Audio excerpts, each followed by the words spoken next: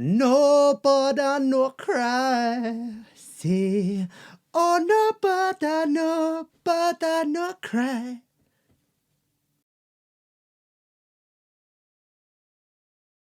So Kamala Harris perhaps gave one of the worst answers to a question seen in many years, followed by her signature Joker cackle.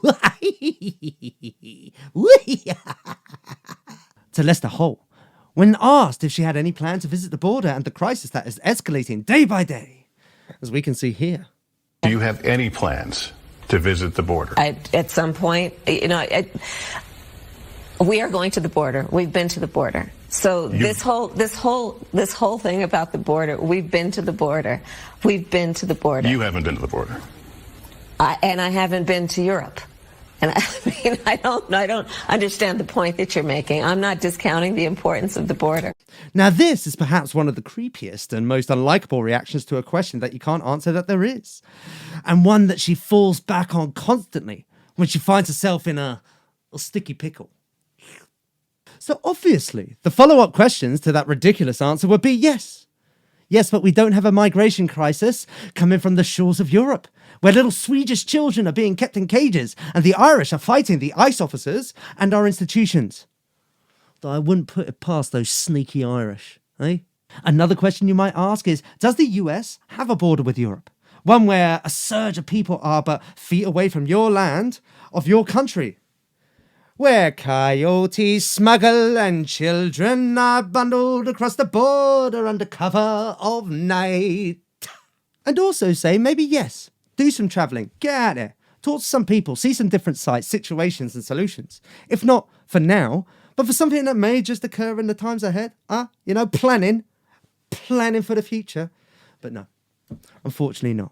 No, she mumbles something about root causes, mumble, maybe in the future, mumble, Trump, mumble, systemic racism, mumble, white man's evil, white devil. With everyone's favourite soulless ginger, Saki, saying that maybe she will go to the border at some point, sometime. Next year, sometime, maybe. And next question. Avoiding that photo op of her walking by all those cages that she blamed on Trump, that in fact started under Obama and got worse under Biden, eh? So again, instead of making her way with her tail between her legs down to the border to address the serious escalating crisis and do her actual job as border czar, she's bloody border czar. Joker cackle, you see? I mean, whatever that is, right? And they're not even hiding using those lovely old Soviet terms anymore, huh? Comrade, yes, da, comrade, see, yes, za, she is za. Well, she's done a runner to Guatemala.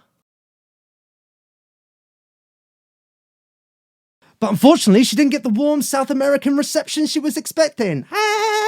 Welcome to South America. When she arrived to deliver her first speech ever delivered overseas. And as she drove from the airport, she was greeted with signs from the locals reading, Kamala, Trump won. Kamala, go home. Ironically, they're telling her to piss off back home. And my favourite, my absolute favourite, Kamala, mind your own business. Obviously made by someone who has spent a little bit of time in England. Yeah, mind your own business. With the president of Guatemala blaming the Biden administration and their policies of family reunification. One more time. Of family reunification and moratoriums on deportations, meaning the coyote, as she likes to call it, are smuggling more than ever. And children are being swept up, used and abused, and then abandoned in the process. And it's only getting worse,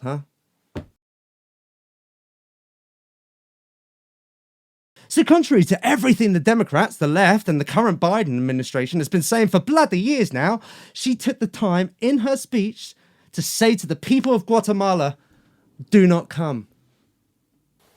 At the same time, I want to be clear to folks in this region who are thinking about making that dangerous trek to the United States-Mexico border. Do not come. Do not come. The United States will continue to enforce our laws and secure our border. There are legal methods by which migration can and should occur. Surprising everyone who's been following for any length of time with its stunning hypocrisy. employing Trumpian tactics and a full 180 on the policies and narratives that they've been espousing for all this time. I mean, I almost didn't believe my lying eyes. And it is. You're all bullshit. Get out of my head. Get out of my head! Also using the term coyote,